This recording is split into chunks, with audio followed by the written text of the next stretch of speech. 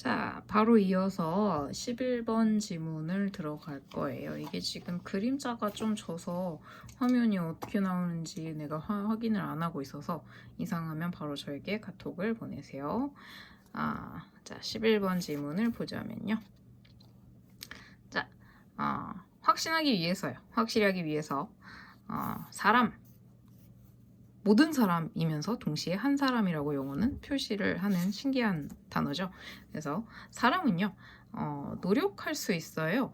뭐를 노력할 수 있냐 하면 해석하려고 노력할 수 있습니다. 필터를 되지 않았어요. unfiltered. 그죠? 이런 문제 주관식으로 작년에도 출제가 됐더라고요. 그래서 필터를 되지 않은, 걸러지지 않은 행동이죠. 다른 이의 뇌에 필터를 거르지 않은, 뭔가 정제되지 않은 어떤 행동을 해석하려고 노력할 수 있습니다. 처음에는요, 그게 보일 수 있어요. 뭐처럼 보이냐 하면 incomprehensible, comprehend 자체가 이해하다, 이해할 수 있는, incomprehensible, 이해 못하는 거죠. 이해할 수 없는 어떤 잡음이라고, static.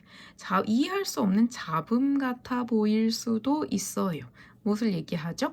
Unfiltered activity of another person's brain. 이 얘기를 하는 거예요. 그래서 지금 다른 사람의 어떤 타인의 행동이 이해할 수 없는 잡음처럼 보일 수 있지만 처음에는요. 그러나 연습과 경험을 가지고요. 어떤 사람이냐 하면 visually handicapped. 그래서 장애를, 시각적으로 장애를 가진, 즉 시각장애인인 사람이에요. 시각장애인이고, 자, 분사는 역시 수동태를 썼습니다. 과거 분사죠. 이런 시각적으로 장애를 가지고 있는 그 사람은 배울 것입니다. 얘가 주어고요. 장애가 있는 이 사람은요, 배울 건데요. 뭐를 배울 거냐 하면 이라는 것을 배울 거예요. 자, 특정한 종류죠. 그 잡음이요. 아까 우리가 이해하려고 했던, 이해하기 힘들어 보이는 그 잡음 같은 행동은 종류들은요, 한 가지를 의미할 수도 한 가지를 의미하고 다른 종류들은 다른 것을 의미하고요. 한다는 것을 배울 것입니다. 시각적으로 장애가 있는 사람도요. 연습과 경험을 통하면 잡음 같아 보이는 그런 것이 사실은 한 가지 의미를 가지고 또 다른 것은 또 다른 의미를 가진다는 것을, 즉 규칙이 있다는 것을 깨닫게 될 거래요. 그래서 그 뇌라는 거는요, 뇌라는 애는 아주 뛰어나게 좋아요. 뭐 하는, 땡땡땡 하는데, 자, be good 하시네요. 땡땡땡 하는 것을 뛰어나게 잘합니다. 예를 들어서 시각장애인들은요, 배울 수가 있어요. 뭐 하는 걸 배우냐 하면 보는 거를 배울 수 있죠. 롤리팝 모양으로 지어진 이죠. 롤리팝 모양으로 된 디바이스를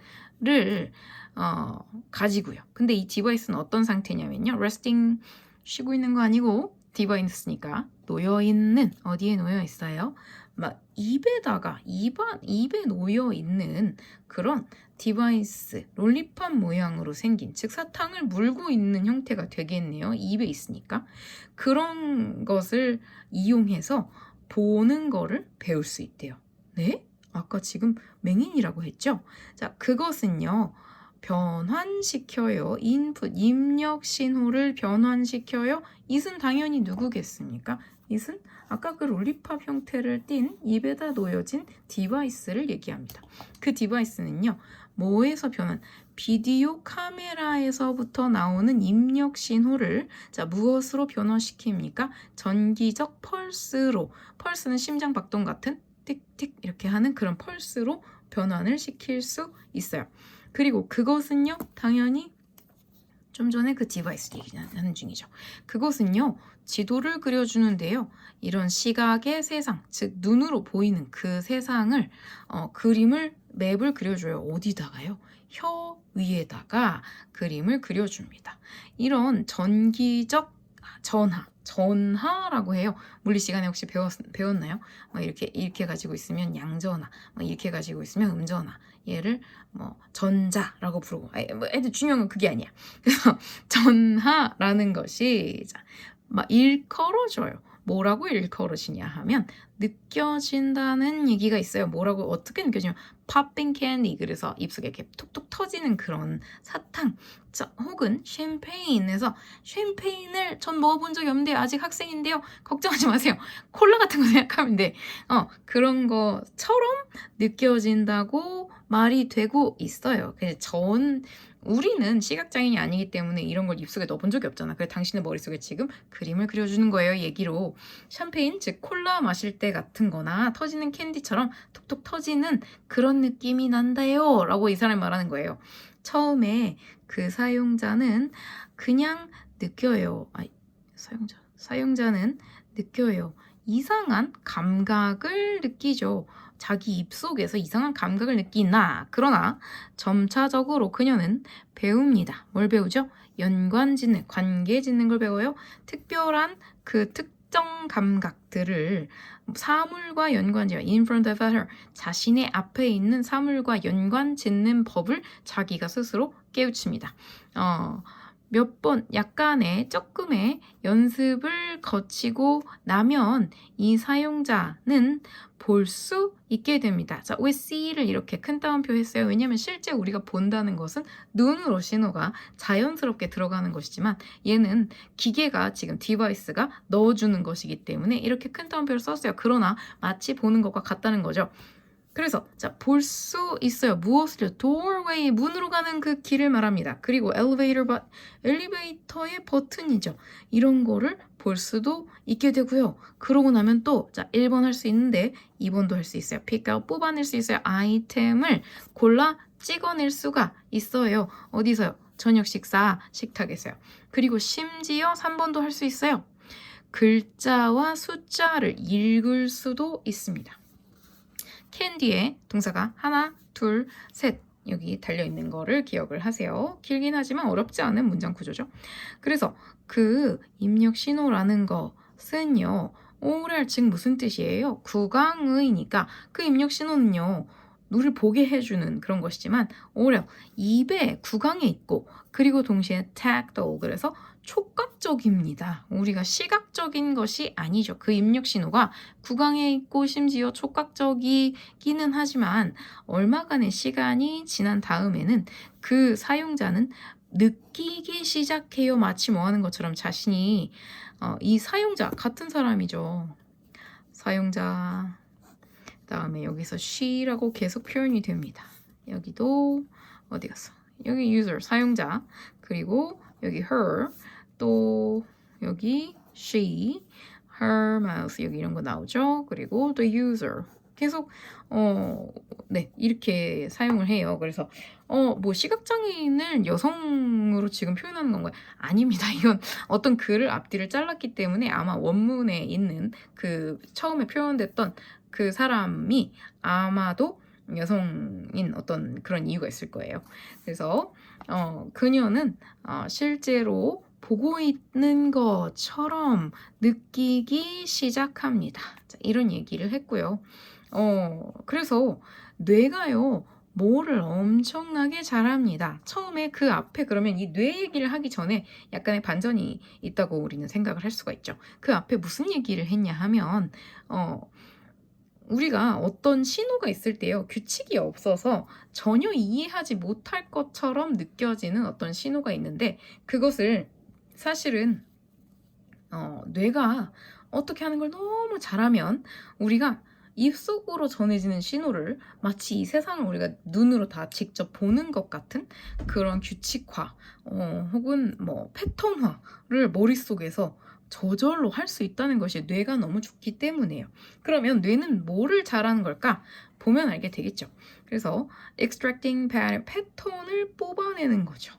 seeming noise, 노이즈 같아 보이는 것에서부터 패턴을 뽑아내는 것, 혹은 detecting, 감지하고 responding 해서 반응하는 것이에요. 들어오는 위협에 반응하고 감지하고 아니죠. 위협에 대한 얘기를 전혀 한 적이 없어요. threats는 위협이요. 그 다음에 변화를 뭘 변화하죠? What we see, 우리가 보는 것을요. What we expect to see, 우리가 보기를 보기를 예상했던 것으로 변환시켜요. 즉 내가 보고 싶었던 것을 내가 지금 보고 있는 것을 보고 싶었던 것으로 바꾸는 것. 아니 뭔 소린지 모르겠어요. 사실 그 얘기 왜 나오는지 모르겠어요. 그 다음에 더 많이 배우는 어디서부터요? 안 좋은 경험에서보다 안 좋은 경험에서 좋은 경험에서보다 안 좋은 경험에서 더 많이 배우는 걸 아니 안 좋은 경험이 나온 적이 없는데 해석하는 것이죠. 이 시각적인 입력 신호를 사전에 지식 없이 그것에 대한 사전 지식 없이 해석하는 것을 잘한다. 여기서는 사실 사전 지식 없이 해석하는 입력 신호를 해석을 잘한다? 해석이 전혀 어려울 것 같았고요. 이 뒤에 있는 내용은요. 해석을 뇌가 잘한다는 내용이 아니고요. 지금 뇌가 이것을 굉장히 잘한다 이렇게 얘기하고 있잖아요. 그래서 뇌가 입력 신호 해석을 굉장히 잘한다 라고 생각하기에는 그러면 어떻게 잘하는지 이런 신호도 잘 해석해요. 저런 신호도 잘 해석해요. 이렇게 나와야 돼요. 사전 지식이 전혀 없었음에도 불구하고 어떤 직관적으로 딱 알아내는 그런 얘기가 나와야 하는데 여기서는 사실 비슷한 다른 종류의 자극을 주기는 줬어요. 그래서 그것이 전혀 규칙이 없어 보일지라도 사실은 거기에는 규칙이 있다. 즉 우리가 지금 눈으로 이 세상을 볼 때 아주 처음에 정보가 얼마 없었을 때에는 다 이것이 규칙이 없는 뭐 이런저런 것으로 보였겠지만 이제 몇 가지를 보고 난 다음에는 규칙을 이해해서 내가 눈에 보이는 처음에 보이는 어떤 광경, 상황이라고 하더라도 파악이 가능하듯이 그것이 다만 시각으로 들어가지 않고 촉각으로 들어가더라도 이해할 수가 있다. 그런 얘기죠. 그래서 이거는 신호에 대한 다른 지금 이런 뭐 인풋이라든지 뭐 이런 표현은 말하자면 지금 혼란을 주기 위해서 들어있는 페이크라고 할 수가 있어요. 여기서 답은 1번일 수밖에 없습니다. 네, 그래서 여기서 지금 주제문을요. 이 사람 주제문이라기보다 이거 사실 이 한마디를 하기 위해서 즉 메인 ธี임이라고 생각하는 게 더 맞는데 이 지금 짧은 여기서 이렇게 잘랐던 이 글에서는 어떤 얘기를 하기 위해서 했는가 이 글의 구조 자체를 생각하시면 여기 for example 하면서 여기서부터는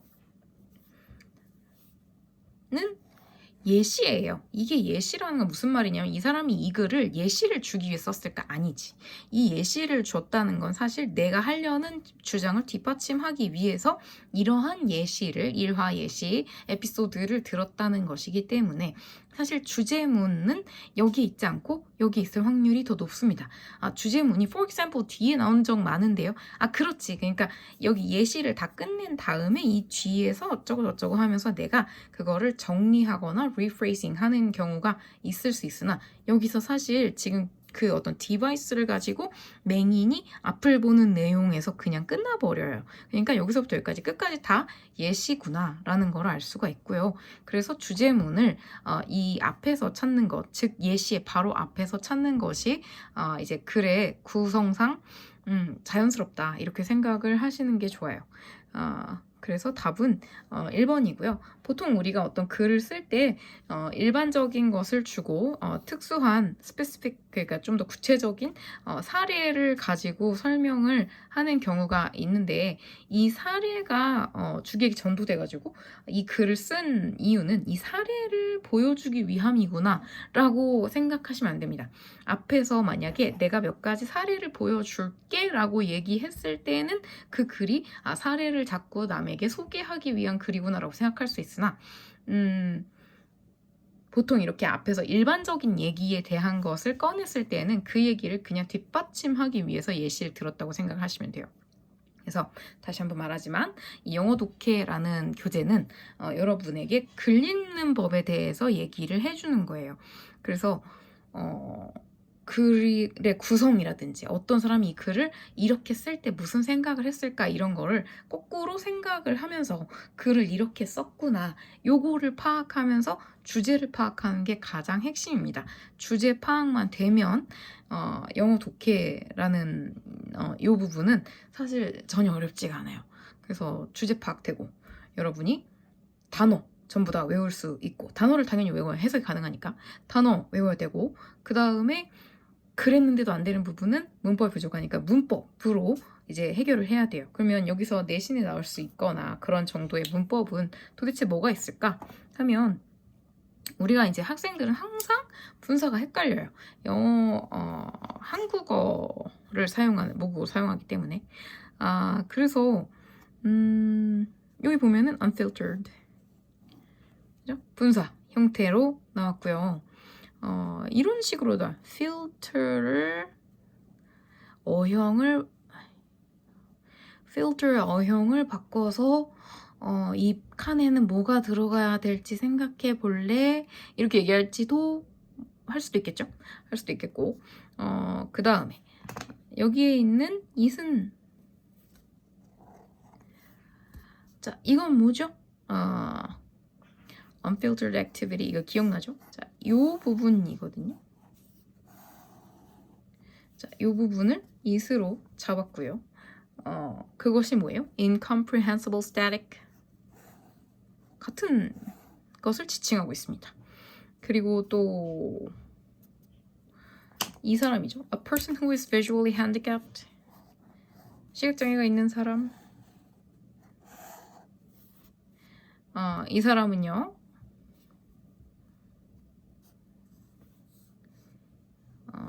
여기 blind people 그 다음에 이런 게 나올 수가 있고요. 지금 보니까 또 it이 여러 개가 등장을 하는데 it은 여기서 뒤에 나오는 it은 device입니다.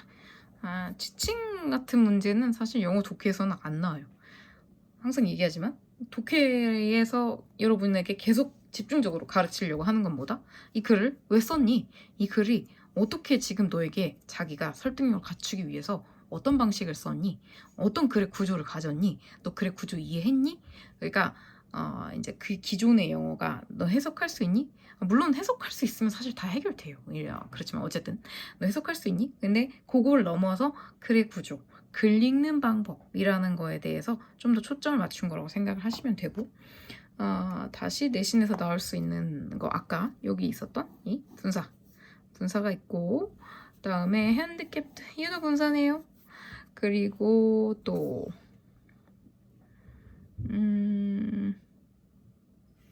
뭐가 있을까? 이런 거 있죠. 여기 지금 mean이 주어가 누구니? certain kinds입니다.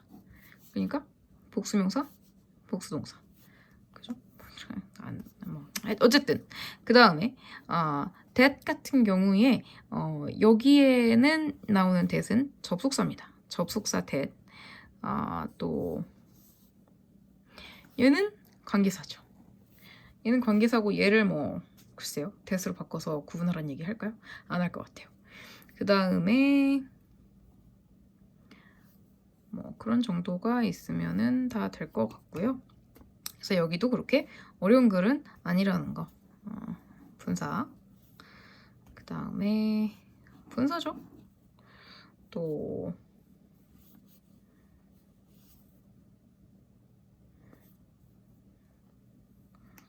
분사를 다 찾았죠? 네, 그래서 항상 시험 범위에서는 분사 조심하시고 여기도 있네 마지막 분사. 네, 분사 조심하시고요. 여기서는 접속사가 조금 접속사가 오히려 글을 읽는 데서는 더 중요한 요인이죠. though 같은 거. 그다음에 여기 for example. 이런 게 여기 지금 연결사 말하자면 연결사죠. 연결어가 등장했을 때 어떤 반전의 내용이 나올 수도 있겠구나.